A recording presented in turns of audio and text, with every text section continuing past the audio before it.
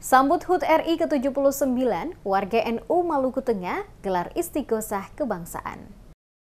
Keluarga besar pengurus Lembaga Kesehatan Nahdlatul Ulama atau LKNU bersama pengurus cabang Nahdlatul Ulama NU Kabupaten Maluku Tengah Provinsi Maluku menggelar istighosah kebangsaan berlangsung di Masjid Al-Ukhwah Tehoru pada 10 Agustus 2024. Penjabat Bupati Maluku Tengah Rakib Sahubawa dalam sambutan dibacakan Sekretaris Daerah Kabupaten Maluku Tengah, Jauhari Tuarita, menyambut baik kegiatan istighosah sebagai salah satu rangkaian dari kegiatan Semarak Kemerdekaan ke-79 Republik Indonesia di Maluku Tengah. Dikatakan istighosah tidak sekedar mengenang jasa para pahlawan pejuang kemerdekaan, tetapi doa pertolongan kepada Allah SWT agar bangsa dan negara Indonesia selalu dalam perlindungan. Demikian juga untuk masyarakat dan pemerintah di Kabupaten Maluku Tengah. Ia pun berharap istighosah semakin banyak digelar untuk memperkuat silaturahmi, keguyuban, gotong royong seluruh warga masyarakat.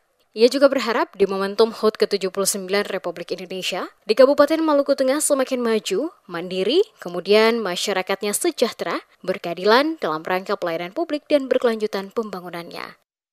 Istighosah ini menjadi momentum yang sangat penting bagi kita semua dalam rangka untuk memohon perlindungan dan pertolongan Allah Subhanahu wa taala agar bangsa kita ini senantiasa dalam lindungannya, dijauhkan dari segala mara bahaya dan selalu diberikan jalan terbaik untuk kemajuan kita bersama.